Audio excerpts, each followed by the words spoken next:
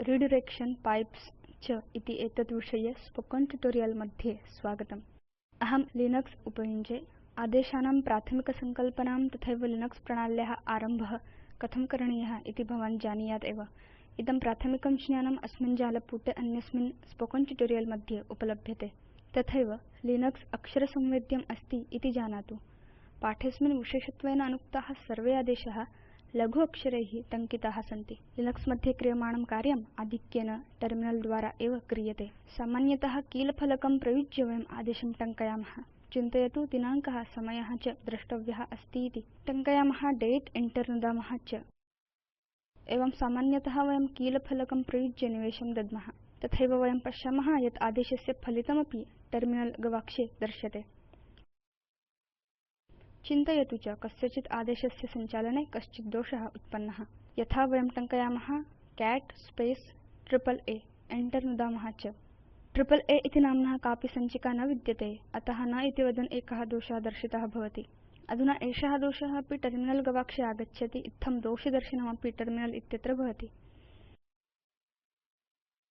एवं निवेशनं फलितं दोषदर्शनं च इति विशिष्टं क्रियात्रयम् आदेशे सम्बद्धं भवति।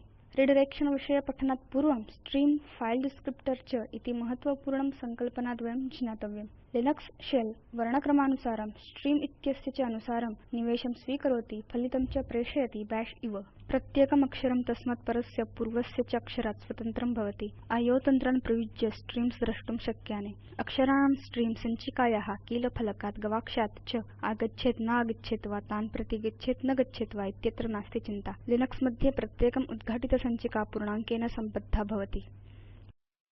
इदं संख्यात्मकपरिमाणं फाइल डिस्क्रिप्टर इति उच्यते।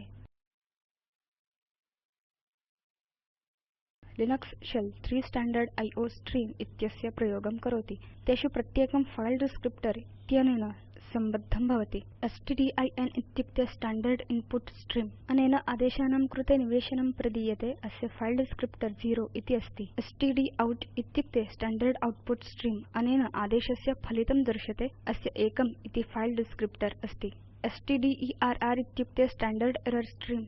अनेन आदेशस्य फलिते दोषः दर्श्यते। अस्य 2 इति फाइल डिस्क्रिप्टर अस्ति। इन्पुट स्ट्रीम प्रोग्राम इत्यस्य कृते निवेशनं प्रददाति। उत्सर्गेण इदं टर्मिनल द्वारा स्वीक्रियते।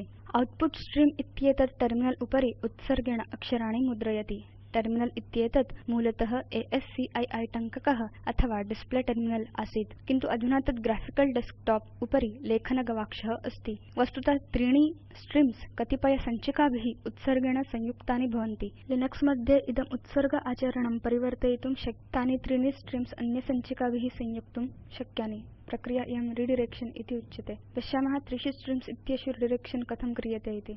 प्रथमं तावत् स्टैण्डर्ड् इन्पुट कथं रिडायरेक्ट् करणीयम् इति पश्यामः। वयं सञ्चिकातः लेफ्ट एंगल्ड ब्रैकेट ऑपरेटर प्रयुज्य स्टैण्डर्ड् इन इत्यस्य रिडायरेक्शन कुर्मः। पङ्क्तीनां शब्दानां वर्णानां च संख्यां द्रष्टुं wc आदेशस्य उपयोगः भवति। टङ्कयतु wc enter नुदतु। किं भवति? निमिषत् चिह्नं दृश्यते, इत्युक्ते तत्र किञ्चित् निवेशनीयम्। टङ्कयतु this tutorial is very important।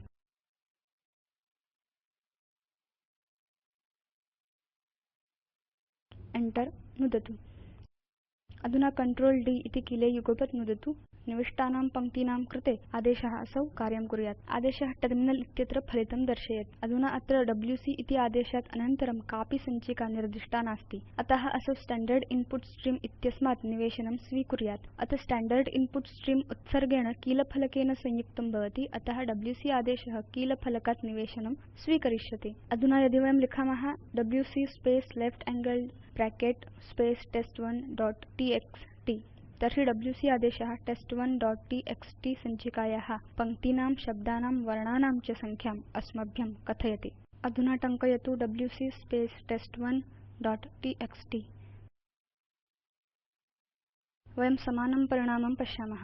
ननु कः भेदः अस्ति? डब्ल्यूसी स्पेस् test1.txt इत्यनेन आदेशेन test1.txt सञ्चिका उद्घाटिता पठिता च भवति। किन्तु यद्यपि वयं WC space left angled bracket test1.txt लिखामः, तथापि डब्ल्यूसी इत्यनेन कापि सञ्चिका उद्घाटिता न भवति। तत् स्थाने सः स्टैण्डर्ड् इन् तः निवेशं स्वीकर्तुम् इच्छति। test1.txt इति सञ्चिकायाः कृते स्टैण्डर्ड् इन् योजयामः। आदेशः असौ test1 तः पठनं करोति। वस्तुतः असौ न जानाति यत् सामग्री स्टैण्डर्ड् इन् प्रति कुतः आयाति इति। अधुना पश्यामः स्टैण्डर्ड् आउटपुट स्टैण्डर्ड् एरर् च कथं रिडायरेक्ट् करणीयम् इति। एतत् वयं सञ्चिकां प्रति रिडायरेक्ट् कर्तुं मार्गद्वयमस्ति। चिन्तयतु n इति अक्षरं फाइल डिस्क्रिप्टर द्योतयति n single right angled bracket file descriptor n तः सञ्चिकां प्रति फलितं रिडायरेक्ट् करोति। भवतः सञ्चिकालेखनस्य अधिकारः स्यादेव। सञ्चिका विद्यमाना नास्ति चेत् निर्मातव्या। यदि सा न निर्मीयते तर्हि तत् सामग्री सामान्यतः पूर्वसूचनां विना नश्येत्। अपि च n double right angled bracket file descriptor तः फलितं रिडायरेक्ट् करोति। पुनः भवतः सञ्चिकालेखनस्य अधिकारः स्यादेव। सञ्चिका विद्यमाना नास्ति चेत् निर्मातव्या। यदि विद्यमाना अस्ति तर्हि फलितं विद्यमानसञ्चिकया संयोजितं भवेत्। n single right angle bracket अथवा n इत्यस्मात् डबल राइट एंगल ब्रैकेट इत्येषा स्थितिः फाइल डिस्क्रिप्टर द्योतयति। इदम् अपाकुर्मः चेत् स्टैण्डर्ड् आउटपुट फाइल डिस्क्रिप्टर 1 स्यात् इति चिन्तनीयम्। अतः केवलं राइट एंगल ब्रैकेट एकेन राइट एंगल ब्रैकेट इत्यनेन समानम्। किन्तु एरर स्ट्रीम रिडायरेक्ट् कर्तुं भवता 2 right angle bracket 2 double right angle bracket वा प्रयोक्तव्यम्। एतत् कृत्वा एव पश्यामः। डब्ल्यूसी आदेशस्य स्टैण्डर्ड् इन् इत्यस्मिन् सञ्चिकायां च जातः परिणामः टर्मिनल गवाक्षे दर्शितः भवति। एषः टर्मिनल गवाक्षे न दर्शनीयः चेत् किं करणीयम्? वयमेनं सञ्चिकायां संगृह्णीमः येन सूच्यांशः अनन्तरम् उपयोक्तुं शक्यः। उत्सर्गेण डब्ल्यूसी आदेशः तत् फलितं स्टैण्डर्ड् आउट मध्ये लिखति। स्टैण्डर्ड् आउट उत्सर्गेण टर्मिनल गवाक्षेण संयुक्तं भवति। अतः फलितं टर्मिनल गवाक्षे दृश्यते। किन्तु वयं स्टैण्डर्ड् आउट सञ्चिकायां रिडायरेक्ट् कुर्मः चेत् डब्ल्यूसी आदेशस्य फलितं तत् सञ्चिकायां लेखितं भवेत्। चिन्तयतु वयं लिखामः WC space test1.txt right angled bracket wc underscore results.txt। Enter नुदतु। इदं सत्यमेव सञ्जातं वा इति द्रष्टुं वयं catc इति आदेशेन wc अंडरस्कोर results.txt इत्यस्याः सामग्रीं दर्शयितुं शक्नुमः। आम्, इदं सञ्जातम्। चिन्तयतु अस्यां सन्धारिकायां टेस्ट2 इति अन्या सञ्चिका अस्ति। पुनः टेस्ट2 सञ्चिकया सह आदेशं टङ्कयामः wc space test2.txt right angled bracket wc underscore results.txt। अतः wc अंडरस्कोर results इति सञ्चिकायाः सामग्री प्रतिसमाधाता भवेत्। अस्तु, इदं पश्यामः।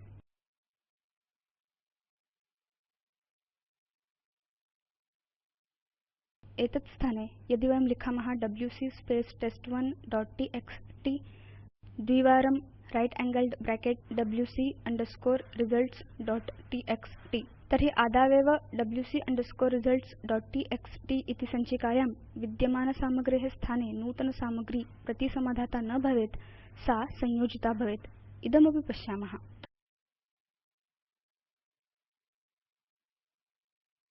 स्टैण्डर्ड् एरर् इत्यस्य रिडायरेक्टिंग समानरीत्या एव भवेत्। तत्र भेदः नाम अस्मिन् सन्दर्भे राइट एंगल ब्रैकेट अथवा double right angle bracket sign इत्यस्मात् पूर्वं स्टैण्डर्ड् एरर् इत्यस्य फाइल डिस्क्रिप्टर क्रमाङ्कः निर्दिष्टव्यः भवेत्। यथा वयं जानीमः यत् AAA नाम्ना कापि सञ्चिका विद्यमाना नास्ति एव।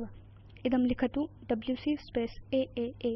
तर्हि शेल दोषं दर्शयेत् यत् नो सच फाइल और डायरेक्टरी। अधुना चिन्तयतु वयं पटले दोषसूचनाः नेच्छामः इति। ताः अन्यस्यां सञ्चिकायां रिडायरेक्टेड् भवितुम् अर्हन्ति। तन्निमित्तं टङ्कयामः wc space AAA space 2 right angled bracket errorlog.txt।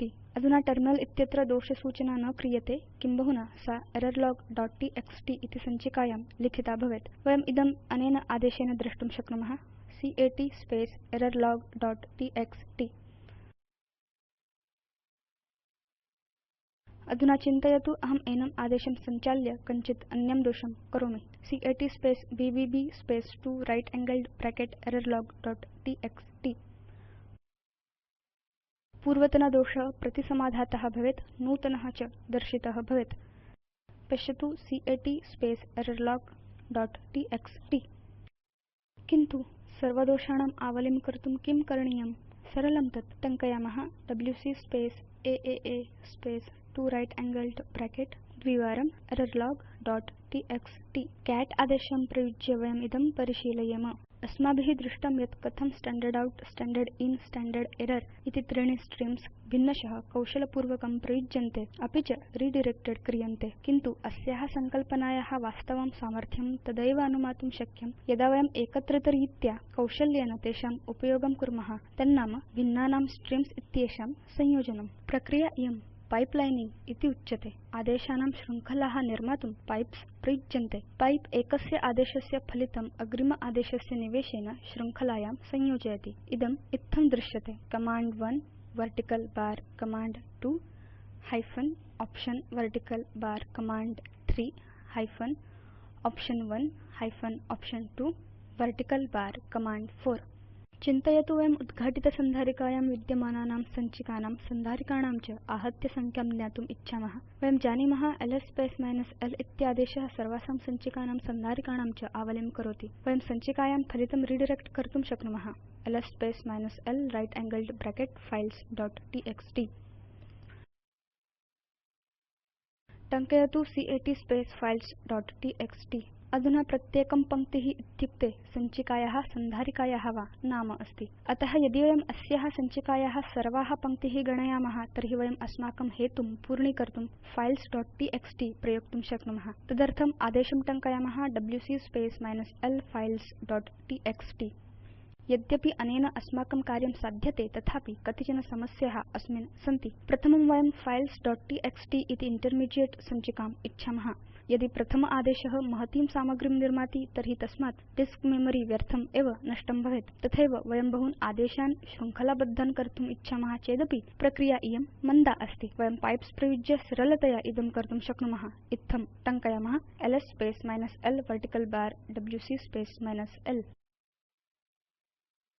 वयं समानमेव परिणामम् अतीव सौकर्येण प्राप्तुं शक्नुमः।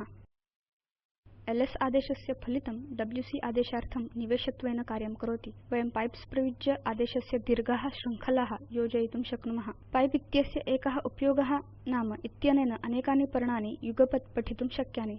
टङ्कयतु cd /user/bin। अथ इदानीं वयं bin सन्धारिकायां स्मः। अधुना टङ्कयतु ls -l। वयं फलितं यथावत् द्रष्टुं न शक्नुमः, किन्तु पाइप इत्यनेन मोरे संयोजयामः चेत् वयं तद् द्रष्टुं शक्नुमः। Enter नुदतु येन सम्पूर्ण आवलिं द्रष्टुं शक्नुमः। Q नुदतु येन इतः बहिः आगच्छामः। पठिताः इमे आदेशाः सञ्चिकानां कार्यं कर्तुं साहाय्यं कुर्वन्ति। इतोऽपि बहवः आदेशाः सन्ति। पठितस्य प्रत्येकम् आदेशस्य बहवः पर्यायाः सन्ति एव। man आदेशं प्रयुज्य तस्मिन् विषये अधिकं पठितुम् अहं भवन्तं प्रोत्साहयामि। आदेशान् पठितुम् उत्तमः मार्गः नाम तेषां पुनः पुनः उपयोजनम्। अत्र असौ पाठः समाप्यते। स्पोकेन ट्यूटोरियल् इति तल्क् तो a टीचर प्रकल्पभागः असौ national mission on education through ICT MHRD Bharata सर्वकारेण साहाय्यीकृतः। अस्य अधिकज्ञानं spoken-tutorial.org/nmeict-intro इत्यत्र उपलभ्यते। इयं नन्दिनी IIT मुम्बैतः आपृच्छते भवन्तं। सम्पर्कार्थं धन्यवादाः।